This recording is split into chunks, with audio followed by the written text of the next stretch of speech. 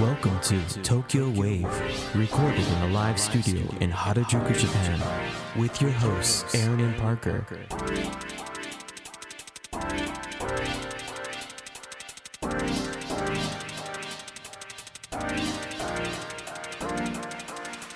Alright everyone, welcome to episode 88 of Tokyo Wave. We're your hosts Aaron Randall and Parker Allen.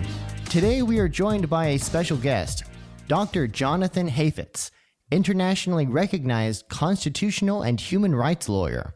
On Tokyo Wave, we bring you weekly updates from our studio in Harajuku. Join us in segments featuring this week's top news, political happenings, business, and other random stuff. Here are this week's top news highlights. Second Japan court rules October election vote gap in unconstitutional state. Government report finds over 20% of Japan's import items highly dependent on China. Tokyo resident referred to prosecutors for capturing 22 wild birds. This week in Japan. All right, here's our top news item this week. Second, Japan court rules October election vote gap in unconstitutional state.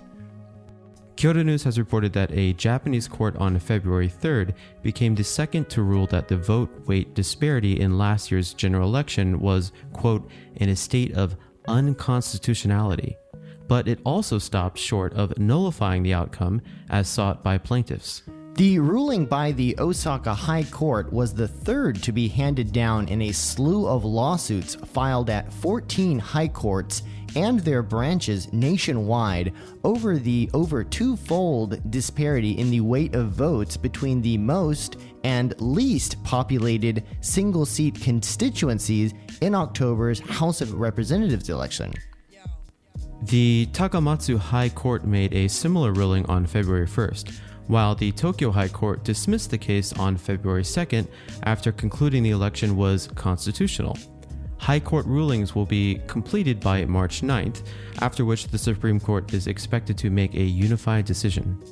So far, the top court has found vote weight disparities above 2 times to be constitutionally problematic, but it has never nullified an election result. In December 2018, Japan's top court decided that the vote weight disparity in the previous lower house election in 2017 was constitutional.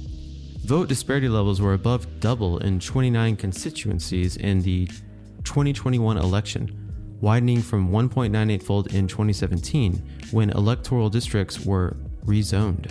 Despite the 2 elections following the same zoning, presiding judge Teruyoshi Ota said a change in population had resulted in a situation that violates the Constitution's requirement for equality in the weight of votes and thus should be corrected. However, the judge concluded that the current zoning did not violate the Constitution, and it, quote, would have been virtually impossible to correct the disparity, as the extent was only learned around 4 months before the last election, when preliminary census figures were released. And up next, government report finds over 20% of Japan's import items highly dependent on China. Kyoto News also reported that a new report released by Japan's Cabinet Office found that over 20% of items imported to Japan in 2019 were highly dependent on China, underscoring the need for strengthening supply chains. In value terms, over 1,100 of some 5,000 imported items, or about 23%, were found to have had more than a 50% dependency on China. The ratio was especially high in such items as clothing, game consoles, face masks, mobile phones, and personal computers. Japan had a higher dependence on China compared with other countries. The United States had 590 such items in 2019, while Germany had 250. The report warned that consumer goods are likely to be more affected in Japan if imports from China were stalled. The government report states, quote, if the tendency of depending on specific countries for imports becomes stronger, it will become difficult to respond to risks such as a supply shock. Aside from China, the report said some industrial materials such as metal have an over 50% dependency ratio with a specific country, pointing to concern that the supply of materials could be constrained if a serious incident occurs in the main exporting country, which would affect Japan's production activities. This report came as Japan and other countries have moved to enhance supply chain resilience after facing a shortage of semiconductors, which has led to a reduction in vehicle output worldwide, as well as shortages of face masks in the early stages of the pandemic. All right, and up next, Tokyo resident referred to prosecutors for capturing 22 wild birds. The Mainichi reported on January 31st that police referred to prosecutors a resident of Tokyo's Nerima ward on suspicion of contravening the Wildlife Protection, Control, and Hunting Management Act by illegally keeping 22 wild birds. The 78-year-old man is alleged to have committed capture and other acts by illegally keeping birds, including the Japanese white-eye and the varied tit. He has reportedly admitted to the allegations. The Tokyo Metropolitan Police Department's Hikarigaoka Police Station quoted the suspect as telling them, quote, "I knew I'm not allowed to catch wild birds inhabiting Japan, but they're cute, so I got them anyway." According to the papers sent to prosecutors, between September 2020 and January 2022, the man used a cage in his garden with birdseed in it as a trap to capture 17 Japanese white-eyes, 2 black-faced buntings, as well as 1 Eurasian bullfinch, 1 varied tit, and 1 red-flanked bluetail, a total of 22 birds, all with very interesting names. He then allegedly kept them in his home. Aaron, that was a varied what? It's a varied tit. Understood. And that is the correct... bird name. Yes. Science. No mistake, yeah, science. Hikarigaoka Police Station said the case was exposed by chance when one of its officers passing by in December 2021 realized they could hear the call of a Japanese white-eye. Whoa. So why can't they find my bicycle? They send them all to China. Damn it. The captured animals will reportedly be returned to the wild after they have been reaccustomed to nature at a specialist facility. Well, today we have a guest who also is accustomed to specialist facilities. Unfortunately, they're probably not as nice as the ones that the Japanese birds get reaccustomed using, and so now we have a special interview with Dr. Jonathan Hafetz, an expert on constitutional law, national security, international criminal law, and transnational justice.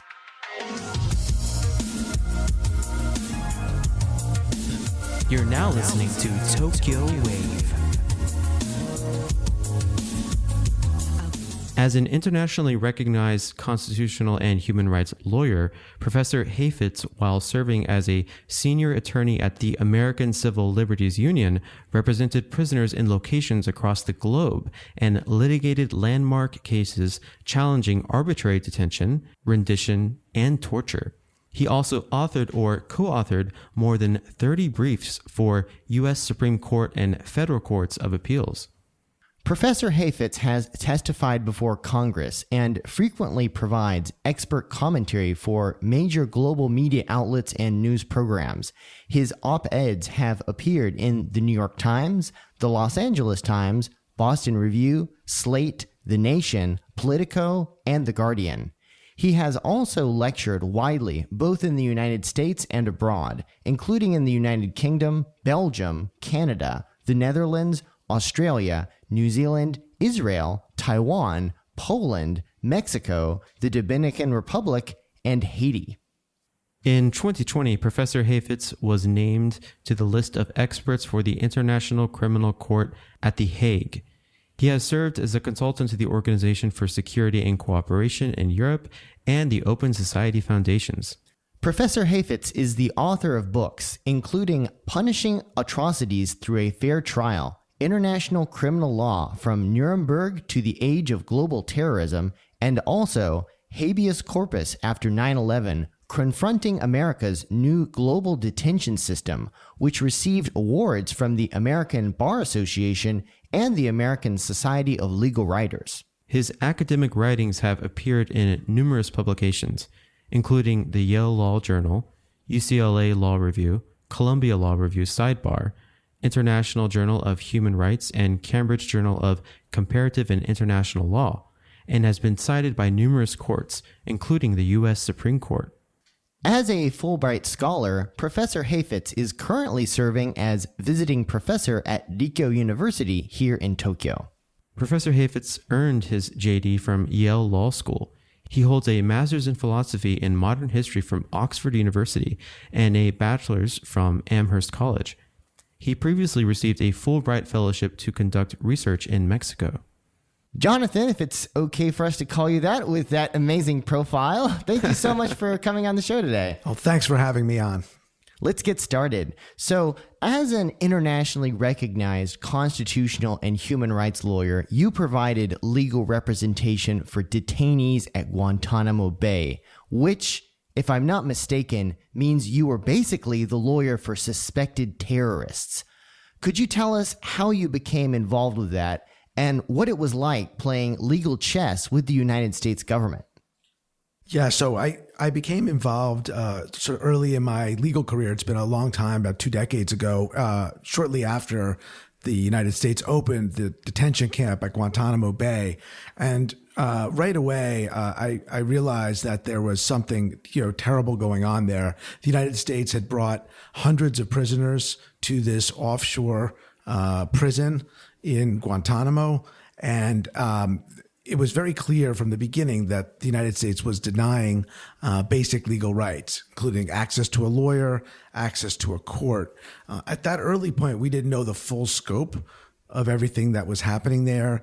Details about the torture of detainees had not become clear, but it was apparent that this was a immediate challenge to the rule of law and the Constitution. So it was an issue that I desperately wanted to work on. So, Jonathan, given your unparalleled experience in international law, it is interesting that you chose to pursue a Fulbright in Japan. What led you to come here, and who have you come to litigate against here? I've come here to study and to learn, not to litigate it. I'm learning a tremendous amount.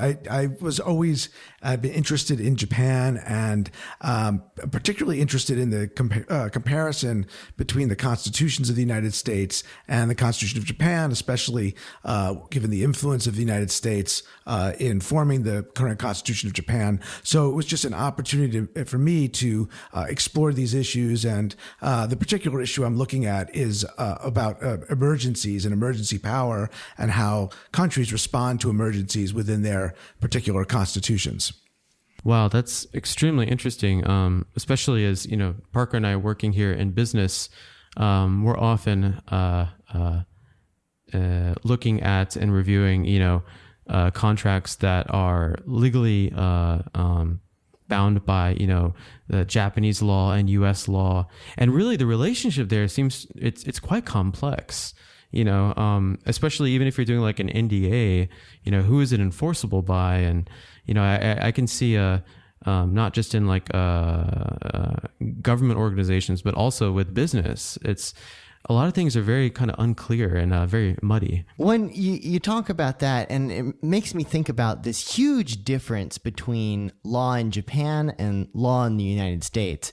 Going back to the U.S. legal system, I think America has a reputation globally as being a country full of lawyers. And in international business circles, it's almost a running joke that Americans love to file lawsuits. Mm-hmm. Jonathan, do you think that is a fair assessment, or is it hyperbole? I think it's probably an overgeneralization, but I think there's also a good deal of truth in it. I mean, America is a very litigious country, and issues tend to be resolved or often resolved, and people seek to resort to resolve those issues in court. And so that's an interesting, I think, difference with Japan. It's not that there's not lawsuits and litigation in Japan, but I think there's less reliance on the courts to address conflicts within society. It's so funny because in Japan, you have a dispute, and so you try to, of course, resolve it between the two parties. That doesn't work out.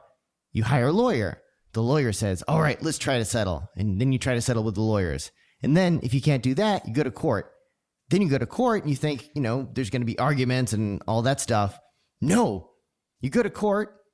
The two sides give their arguments. Then the judge says, you guys should settle. And this is, I'm not bullshitting you. This is actually what happens.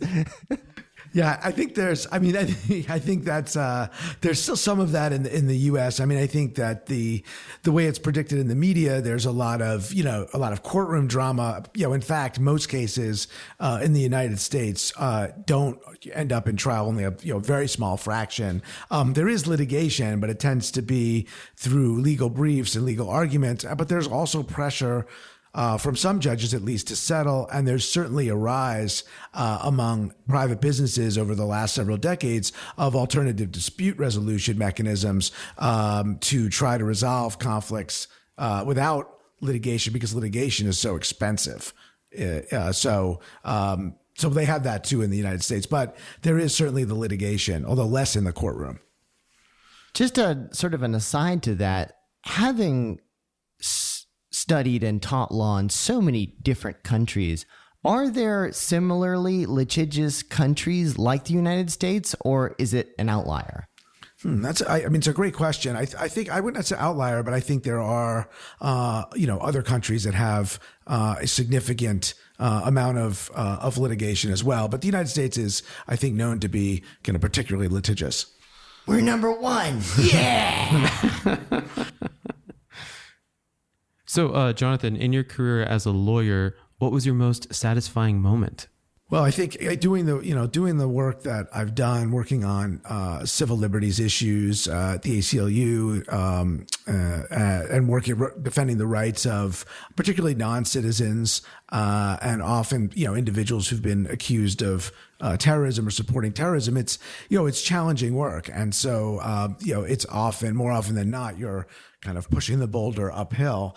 But I've had, there've been a number of different cases where I've felt very successful, where you've ultimately been able to secure a client's release, where he was unjustifiably detained, or at least force the government to use the legal process. So, for example, one case was fairly early on in the war on terror. I represented a detainee in the United States whose name was Ali Al-Mari, who was accused of being an Al-Qaeda supporter. And he was initially placed within the criminal justice system, charged with offenses. The offenses technically were not terrorism offenses. They were financial crimes, but they were something that the government was going to use to try to, put him in jail and incapacitate him. And that's what, that the case was in normal times would have gone forward. They would have prosecuted him. He might have been convicted, but this was the Bush administration. It was early in the war on terror. The government was using torture and other illegal interrogation techniques. And so they decided to try to put the squeeze on Al-Mari through illegal tactics. The president declared him in an executive order an enemy combatant and transferred him to a military detention facility in the United States, in Charleston, South Carolina. So basically what you had was someone who was in the country, was arrested at his home. He was not a citizen, but he was lawfully in the country, arrested at his home, and then was taken from the criminal justice system and put in a legal black hole within the United States, basically like a mini Guantanamo within the country. I mean, to give you the equivalent here would have to be someone who was arrested in Tokyo by the Tokyo Metropolitan Police, was in the process, was going through the legal process, and all of a sudden the Special Defense Forces came in and took him off to some remote place in Gifu or something like that, Gifu Prefecture, and held him without access to a lawyer for a year and a half. And so it was like basically disappeared the person within the country. And so we filed a habeas corpus lawsuit to challenge the detention. Habeas corpus is the mechanism by which, if the government's holding someone, a petition will require that the government justify the detention before a judge who will rule on its legality. And it's really the most fundamental protection in the Constitution and international human rights law. And so we filed the habeas corpus lawsuit, and eventually were able to gain access to him and force the government, after 5 years and a trip to the Supreme Court, forced the government to return him to the civilian justice system and to reapply the criminal charges against him and end the black hole that they were trying to develop in the United States. Wow, that is some heavy stuff. And so I hate to ask, 'cause I'm afraid to know, but what was the conclusion of all of that? Well, the conclusion was when he was brought back into the criminal justice system 5.5 years later, he was charged with supporting terrorism, and the case was resolved through nearly all U.S. prosecutions are through a plea agreement where the government dropped part of the case and agreed to a reduced sentence, and our client, Mr. Almari, pled guilty, and essentially was a way to avoid litigation risks, I think, on both sides, and then served some additional time, and now is back in his home in Qatar. Wow. Jonathan, real quick, you mentioned the terminology enemy combatant. I've heard this and the Patriot Act. I mean, as someone who knows nothing about these kinds of laws, it really just sounds like a way to make people disappear almost. But this is totally legal, even in the current U.S. System?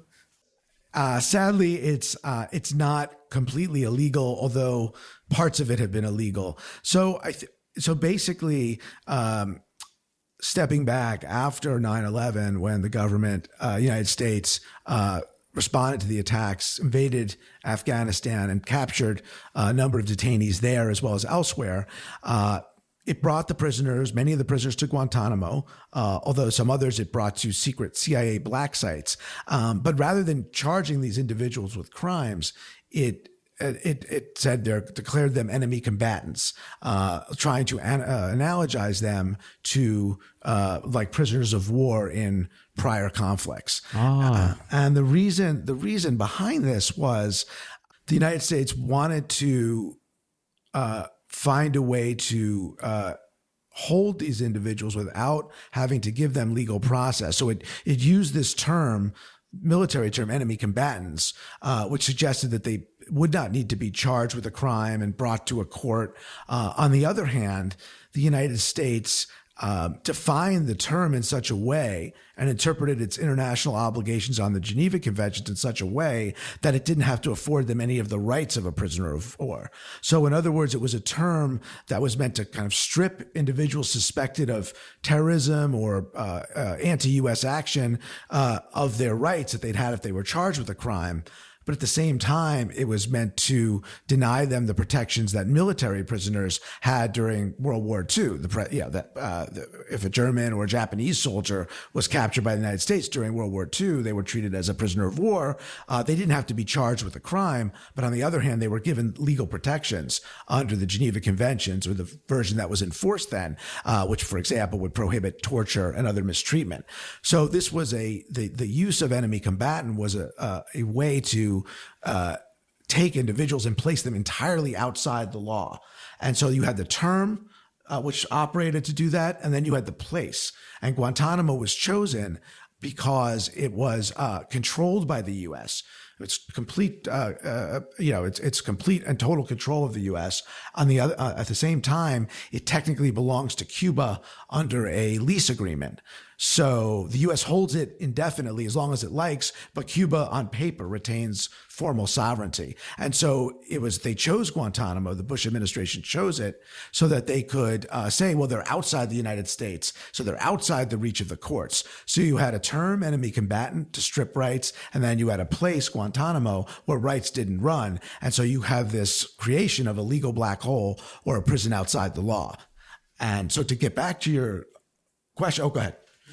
Oh, so just to finish, the question is, over years of litigation, 3 Supreme Court cases, hundreds of lawsuits on behalf of prisoners, the term enemy combatant it still exists. The government has the authority to hold at least certain individuals captured on a battlefield as enemy combatants, but it can't deny them the right to challenge their detention in court through habeas corpus, and the use of torture and other illegal interrogation techniques has been outlawed because the courts have found that the Geneva Conventions, or at least their most basic provision prohibiting abuse, applies. So the term enemy combatant has survived, but the notion of a prison or a place outside the law has not. And so we're talking about, of course, Guantanamo Bay, which is, if not the most infamous detention center in the world. And of course, the location of the detention center itself eventually became the part of criticisms aimed at the U.S. government. You just talked about, of course, this terminology, enemy combatant, and then the place, Guantanamo Bay. We also talked a little bit about why the U.S. government decided on that location, but how did that affect your work in trying to defend these quote unquote enemy combatants? Yeah, so it affected at the macro level by because we fought for from 2001 or early 2002, after the first prisoners were brought to Guantanamo, until the Supreme Court decision in 2008 recognizing the constitutional right to habeas corpus. So during that period, that 6-year period, we fought just for the right to go to Guantanamo to meet with clients and to represent them in court. So for the courts to take jurisdiction. So once that was sort of the macro level. Once that right was won, definitively in 2008, then there were the series of practical obstacles that individuals had to face after you won the right to habeas corpus to be able to get to the facility. So Guantanamo is hard to get to. It's a several hour plane journey from the United States, from Florida. Initially, you had to take a small propeller engine plane with 6 seats, out to Guantanamo Bay.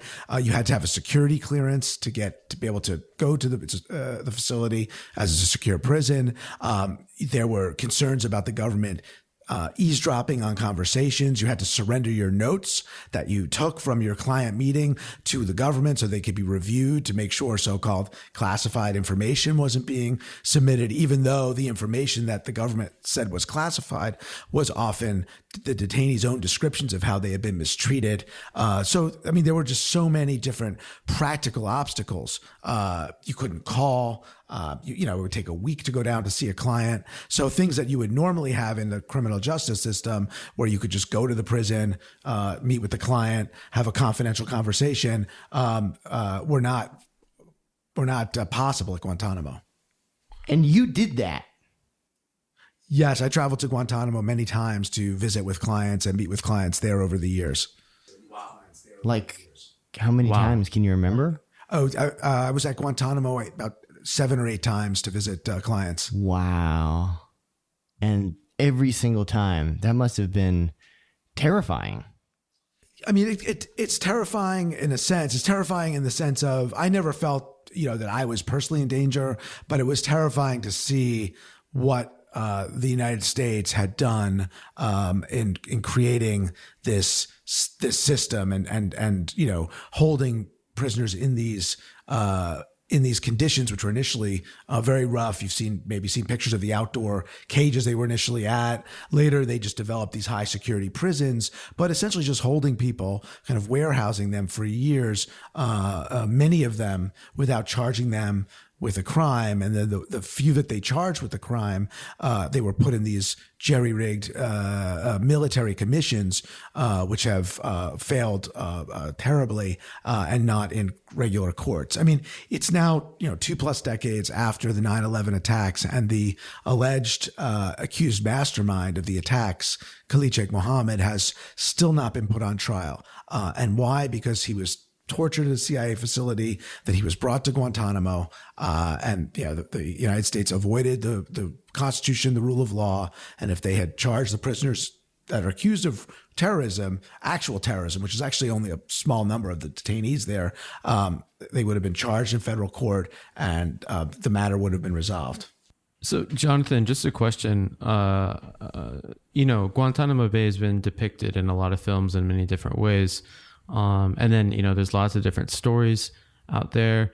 One thing that I've heard personally, and actually I heard this from some friends who were previously in the military, a lot of the initial detainees that they brought to Guantanamo were almost like they just rallied up almost like random people that they thought were Al-Qaeda.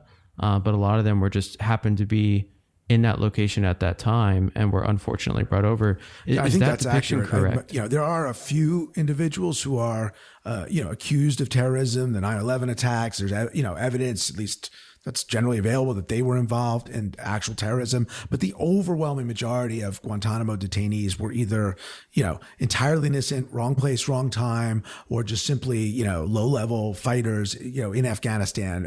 Many completely innocent and most not actual terrorists. One thing that the United States did was in the early days after the invasion of Afghanistan was just blanket Afghanistan with these leaflets offering rewards or bounties for handing over individuals suspected of terrorism or involvement with Al-Qaeda. And given the kind of chaotic situation in Afghanistan and the tribal factions and divisions, you had people just handing over other people, a rival in a rival tribe or rival group. This terrorist cheated on my wife. Right. And Here we go. And now hand me $5,000, so that's what happened. And that's how a lot of the people got there.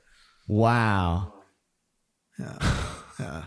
So in most past wars, the military has a way to deal with this. They have military tribunals, combatants, Article 5 tribunals, they're called, where they make a quick determination at the time of capture, combatant, civilian, and then they either detain them or let them go. They didn't do this at the time. And so there were just errors, and the errors got compounded over the years as the government dug in on this system and denied access to courts, and then also engaged in torture, which made the desire for secrecy and the effort to deny lawyers so much more prevalent among the government. So it was just a kind of a perfect storm for the violation of the rule of law.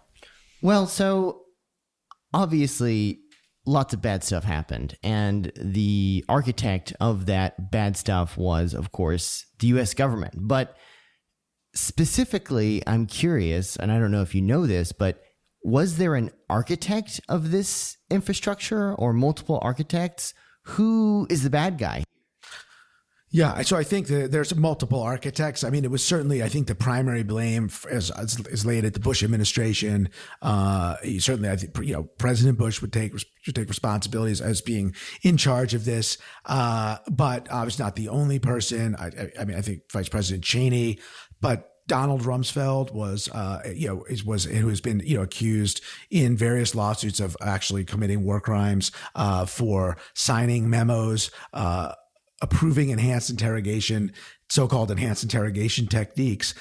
You also had individuals like John Yoo, who worked for the Justice Department and authored legal memos that justified torture, David Addington and other Bush administration officials. So there are a number of individuals who are, I think, really directly responsible, who sort of made the decision and at the time and said, look, I mean, it was a terrible attack. We're scared. We don't want another attack. But rather than kind of sticking with kind of at least basic rules and basic legal protections, just threw them out the window, and it did nothing to protect security, and just created this problem of Guantanamo and this stain on the United States. So, Jonathan, you bringing up names like Rumsfeld, Cheney, and Bush reminds me of one of my favorite movies called Vice. Have you by chance seen this film? Yes, I've seen Vice. Okay, so I'm really curious. In that film, they show how Rumsfeld and Cheney really worked to kind of change a lot of the legal framework of the United States and the power of the president. How accurate is that movie? I think that's quite accurate about generally about the effort, especially by Cheney, to expand notions of executive power more generally. The sort of the broad vision of executive power, which was sort of ascendant during the Nixon administration. And then there were a lot of post-Watergate reforms trying to curtail the president's authority to do a range of activities, including conduct illegal surveillance. There was an effort by Cheney, which was not limited to Guantanamo, to try to reinvigorate this idea of the authority of the executive branch. And the idea of the executive branch was not checked in a number of areas. Wow, it's terrifying to hear how accurate that film was. It seems like, the director is pretty well known for making films that are almost like hyper realistic in a sense.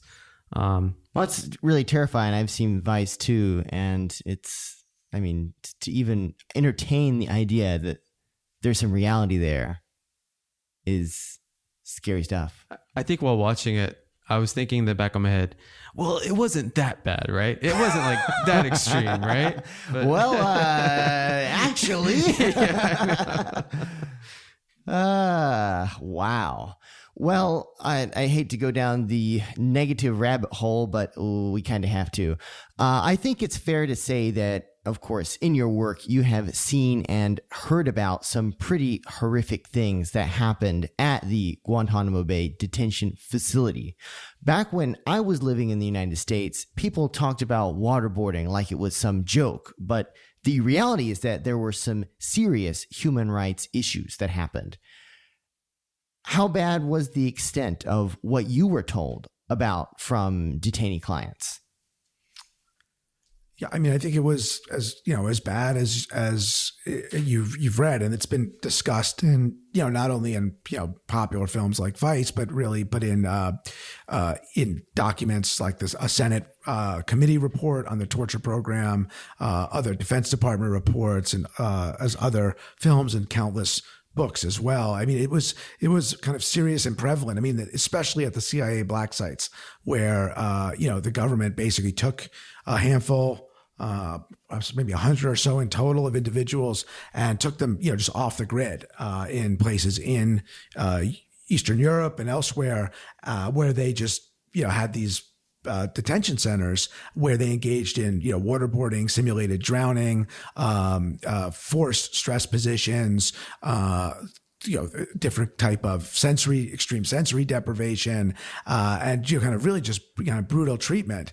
Interestingly, the origins of this, I'm sure if you're aware, were in this program called the SEER program, which is a survival, evasion, rescue, escape, I believe is the terminology. I may have mixed up the acronym, which was a program that was developed during the Korean War by the United States military, so that to train U.S. service members, so that if they were captured by Korea, they would, or North Korea, they would have, they would be prepared to be able to better deal with being tortured. So things like sensory deprivation or waterboarding, all these things were sort of techniques or a program that was developed to help train U.S. individuals, U.S. service members, to be able to kind of resist these techniques.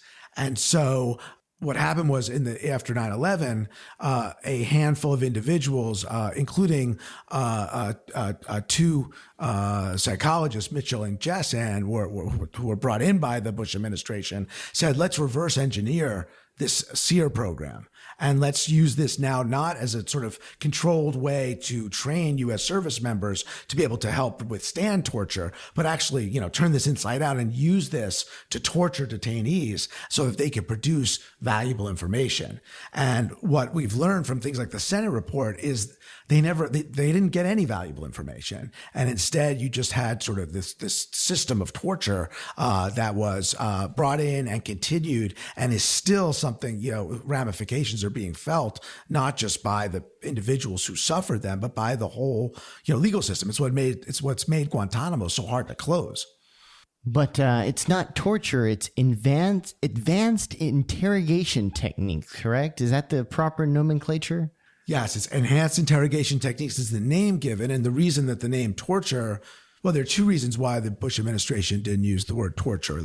One is it would sort of burst the facade that the United States was respecting human rights, right? So the U.S. could not say it was defending human rights, which places the bar on torture at sort of like it's an apex. It's a right that can never be derogated from, never be, it's not, even in times of crisis, you can never torture, right? So one, it would sort of harm the image of the United States, the reputation.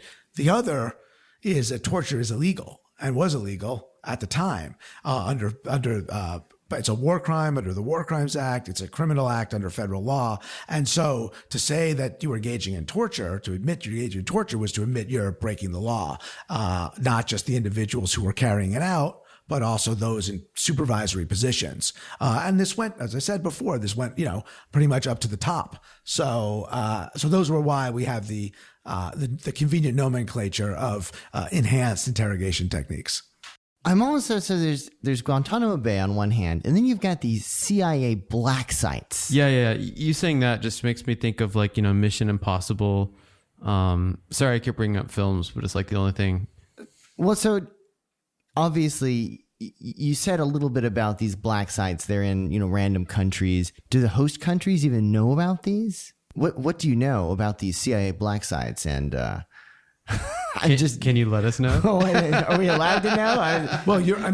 I'm not, I should say I am not, I was not read into the CIA program. I did not represent any high value detainees, so-called high, those are the ones who were sent to the CIA black site. So I don't have any, classified information about where these are.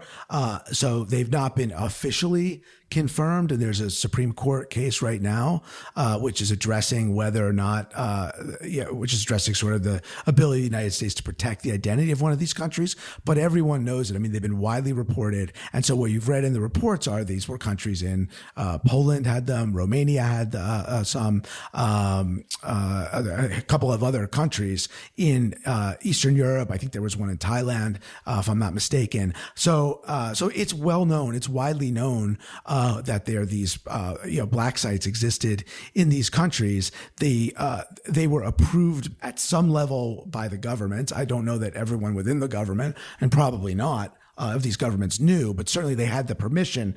The United States had the permission of these countries. And in fact, there have been lawsuits challenging the black sites, or at least seeking compensation by the former detainees who were held there. And so there's a case, and the European Court of Human Rights has issued judgments, for example, against Poland for a black site that was in this country.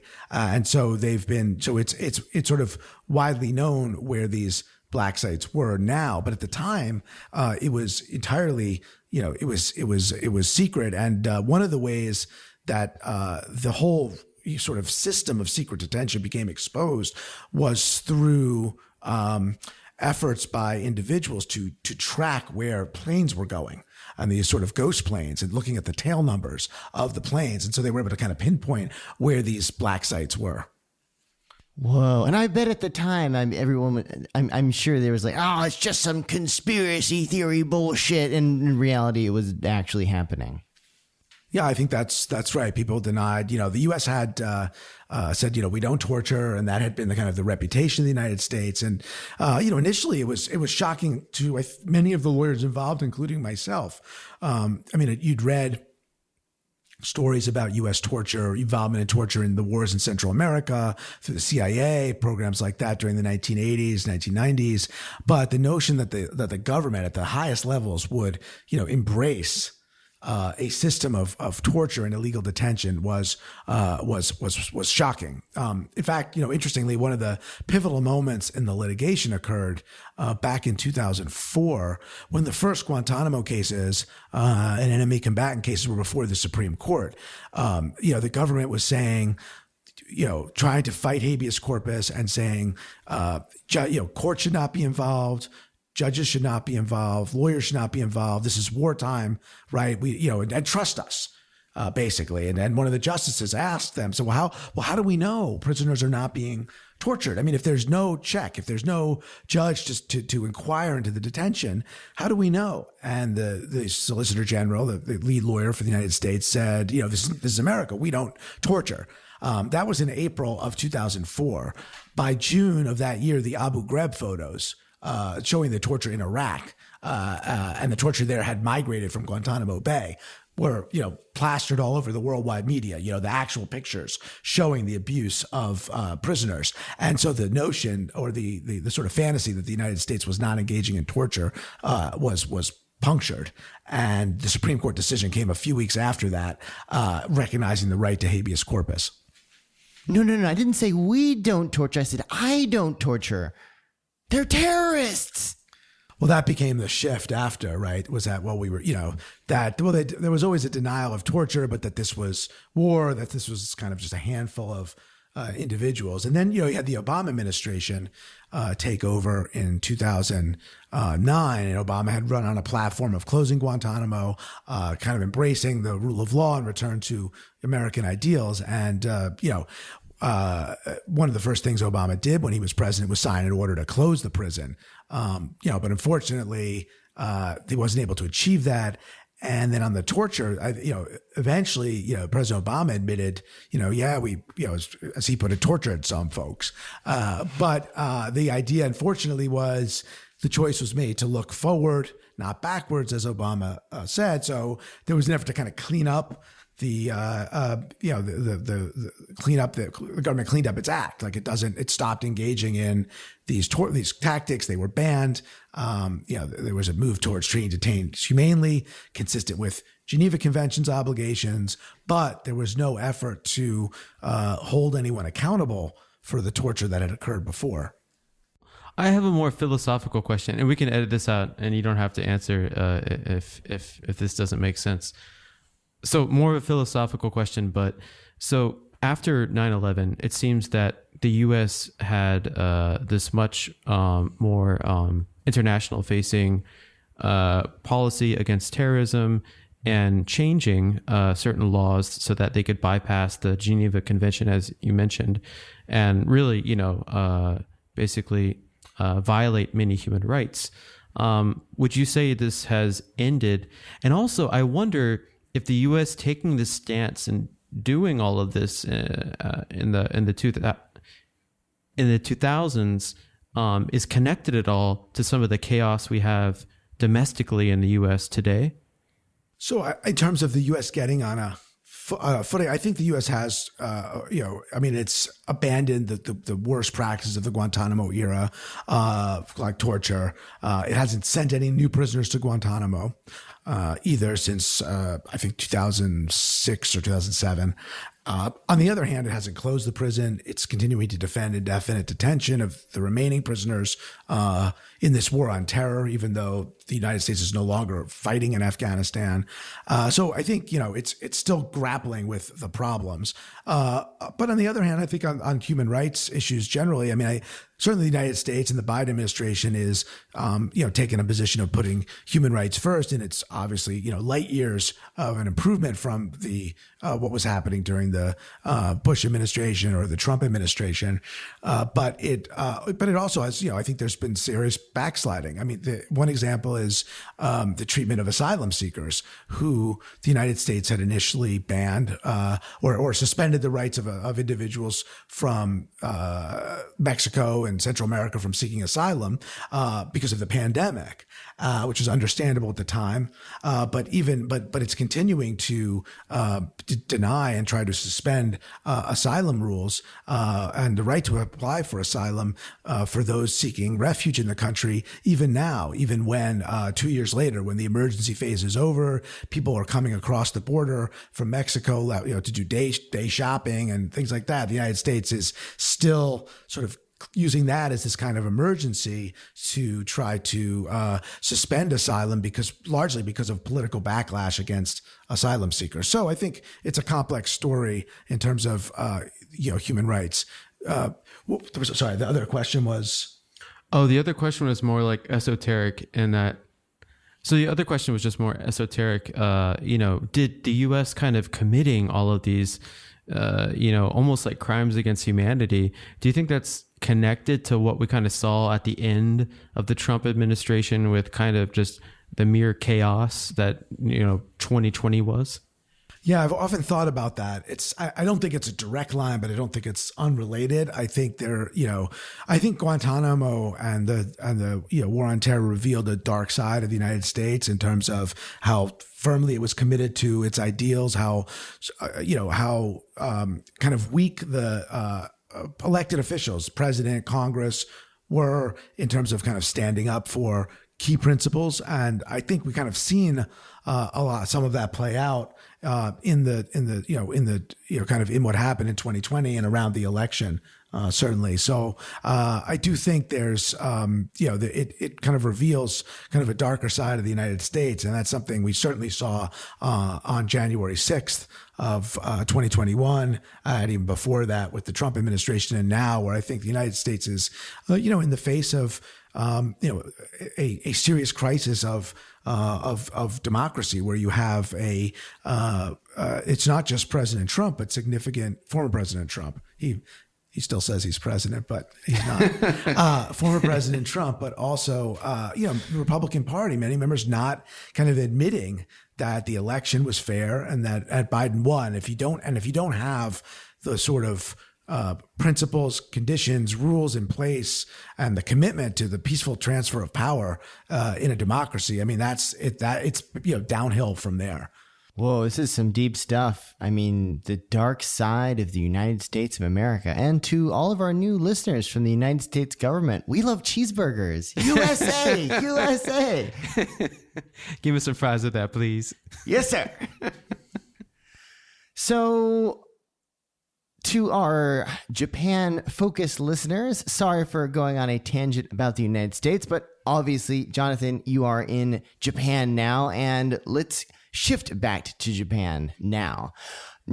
Obviously in Japan, we don't have much of a war on terror here, or at least we haven't heard about those Japan Self-Defense Force black sites yet, but there have been reports calling out poor treatment of immigration detainees, and international observers have also blasted Japan's 99% conviction rate and the strange handling of the case against Nissan's former chairman and CEO, Carlos Ghosn.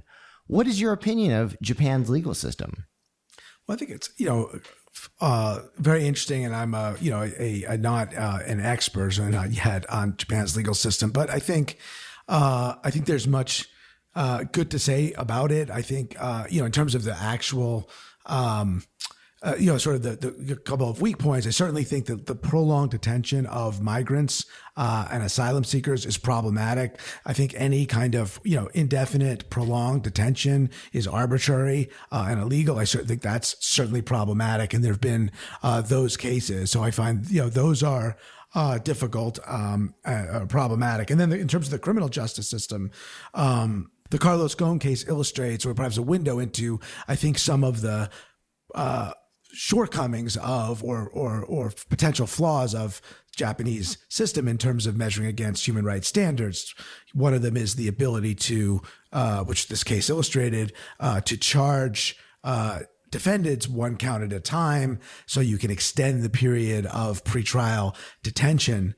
Right, that you can, I believe, detain for around 23 days or so. If you charge for one count, then the person gets out. You charge him for another count, and so I think he was detained for something like 160 or so days, in total in pretrial detention. I think that's a very long time. That's a problematic for the protection of individual rights.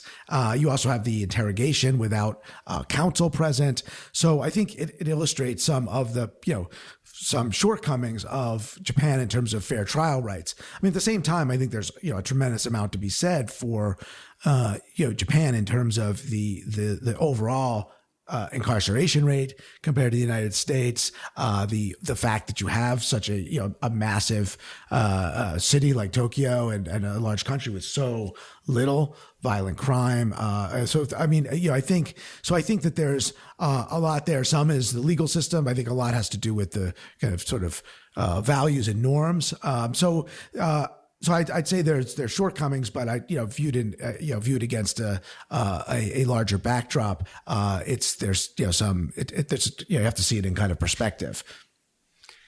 Yes, and it's something that gets talked about a lot in international circles because, of course, back in 2019, when the Ghosn case was such a big deal, a lot of people were talking about how this is going to tarnish Japan's image as a global business destination and discourage global executives from wanting to take positions for major foreign companies or Japanese companies here in Japan. Obviously, with the pandemic sort of smoke shielding that whole situation into non-existence, people aren't really talking about it anymore. But the bottom line here in Japan, I think, is that we really have a legal system and a prosecutorial system that basically expects anybody who is being charged with a crime or is being seeked for prosecution is guilty. And that presumption of innocence, it might be there in the word of law, but in practice, 99% conviction rate. That tells you something, doesn't it? Yeah, I think that's right. I mean, I think that's the high conviction rate and the reliance on the expectation that a suspect will confess, which is, I think, relates to the high conviction rate, right, suggests that there's kind of a question about to what extent the due process rights that are written on paper are actually, a reality. So I think that's certainly true. I can't quote this directly, but regarding this 99% conviction rate, a Japanese government official actually said something to the tone of, well, the conviction rate is so high because the people who we prosecute are almost all guilty. We're really good at prosecuting. Right. The work is done early on. But I think, anytime a system doesn't get tested, where the case, they're not forced to be kind of put on a case and test their case. It can lead to, it can lead to problems and errors. And I think that, and I'm not saying Japan specifically, but generally, if a government is being able to kind of arrest and charge and convict without its case being tested, there's a risk that the practice will get sloppy, corners can be cut, and so I think it's important that governments are kept honest, generally speaking. And so one way to do that is to have a adversarial process that works. Well, and I do think it's a bit unfortunate in Japan we don't have something as strong as the Americans' ACLU. I mean, obviously there is a branch of Human Rights Watch here in Japan, but it is not very large or well funded. And really that sort of watchdog mechanism in Japan doesn't really exist. Yeah, I think it's looking for a job. Well, it's important to have those mechanisms in the criminal context, a strong defense bar and a strong, and a recognition by the system of the importance of the role of defense. I mean, to me, that's if you have among, police, but especially among prosecutors, I think it's important. I mean, I think a test of a truly good prosecutor is one who he or she recognizes that the importance of the defense and the importance of their case being tested. Because, if you're a prosecutor and you know that your case is going to be tested by the adversary and by the court system, that you're, I think it gives you confidence that if you're, sending someone to prison, you're sending the right person to prison. Well, and one thing I just have to come out and say this. I mean, you look at all of the things that happen with justice systems around the world, and especially in the United States, and you see all of the injustices that occur. And especially when you're thinking about going up against the United States government, this leviathan, and obviously the legal system is an arm of the government. It's supposedly independent, but how independent is it actually? And the fact that you did so much work to really bring the United States government to account on what ended up being some really, really, really terrible stuff. I mean, I don't think this is said enough. Thank you so much for being what I think a true American really means. But we've been talking about a lot of heavy stuff today, and we'd like to end this podcast on a light note. So You're in Japan right now. We talked a little bit about the Japanese legal system, and it got dark again. Oops. But you've been in Japan for several months now, and I think you're here for about a year? Yes, correct. And I'm sure you've done some interesting things while you have been here in Japan. And we'd like to ask, what has been your best experience in Japan so far? And what's on your bucket list to try and do before the end of your fellowship? Well, I think I can give one answer to both questions. I mean, it's an amazing country with just so much to do, and it's such a hospitable people. I mean, in every respect, it's been a wonderful experience. And my host institution, Rikyo, as well, and the Fulbright have been wonderful. Highlights so far, there have been so many great moments, but I have to say that just seeing the ginkgo trees near here in the fall and their peak was a highlight. And then in terms of my bucket list, is to see the beauty of Japan, the richness of Japan in all the seasons. I've been here for fall, and now winter, and to have a chance to travel somewhere to see Japan in the snow, and then to see the spring and the cherry blossoms. I think seeing Japan in the all year round is kind of a continuing daily highlight. You know, and it's kind of unfortunate because obviously given the pandemic, you can't really experience a true Japan cherry blossom season with wall-to-wall people getting absolutely plastered everywhere in every single park where there is a cherry tree across Japan. Yes, There's still going to be a bunch of them there, though. Yeah, especially in Yoyogi Park. That's a loss. Although it sounds like from your question, that's also potentially a silver lining. Yeah, for sure. It's not a classy drinking party. There might be wine, but it's in a box. No, but that's a wonderful bucket list. And it reminds me of my first year in Japan too. Definitely experiencing all the seasons here and going to the places where you can really, really see them and experience them is really something wonderful.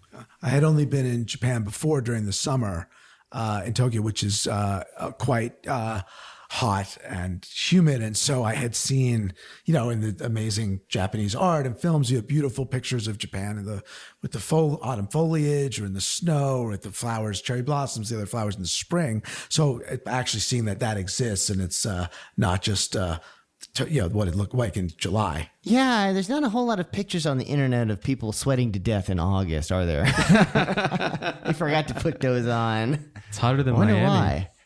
It does exist. It's not always hot in Japan. Yeah. You found it. So before we wrap up, you've been traveling a lot. I said, you should check out Hakone. You said, I've already been. Have you gone anywhere that you just off the beaten path that you want to shout out? I'm not sure we've gone so far off the beaten path, but we had a chance to travel to recently to Nagano and the winter to see the cherry blossoms, and just to see not cherry blossoms. Sorry, we had a chance to travel to Nagano recently to see Japan, and it snowed recently in the city, so that was beautiful to be able to ski Japan, experience Japan's ski culture. So that was kind of exciting.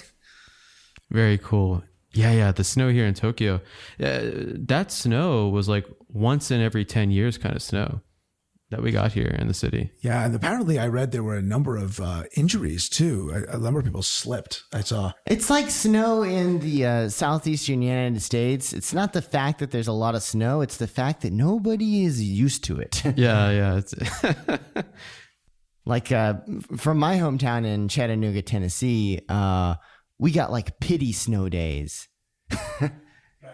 It didn't actually snow that much to warrant school being let off, but everybody kind of felt sorry for us because it never snows and it's snowing. And also nobody knows how to drive in the snow in Tennessee. So you won't have to feel badly anymore, because I think the COVID-19 has ended the snow day. Since now any snow day is just a remote learning day going forward. I know that's the case, at least in like law school where I teach, and I think in lower schools as well. I think sadly the great snow day from the Northeast and United States and other places may be a thing of the past. I'm not certain. I'm not there this year, so maybe I'm completely wrong. But that makes me feel really sad. Back in my day, we used to have snow days. Wow. Yeah, exactly. I could be wrong. I'm not there this year, so I don't know. But I think with many things, the ability to do something over Zoom will have a long-term effect. Zoom, it ruined everything. Sorry. Well, Jonathan, thank you so much for being on the podcast today, and we'd love to have you back again before your fellowship is over, if possible. Oh, I'd love to come back. It's been great joining you. We haven't got enough information about those black sites yet, Aaron, have we? No, we need more. We need to do some more research, and then let's read a bunch of crazy conspiracy stuff in. I've got some tinfoil upstairs. All right, let's go. Let's go. Let's go. Hey, listeners, that's right. You listener right there. Who do you think should be our next guest on Tokyo Wave? Let us know. Drop us a line at wave@tokyowave.jp. We hope you enjoyed Tokyo Wave. If you haven't already, you can subscribe to our podcast on Apple Podcasts, Spotify, SoundCloud, and YouTube. Join us again next week on Tokyo Wave.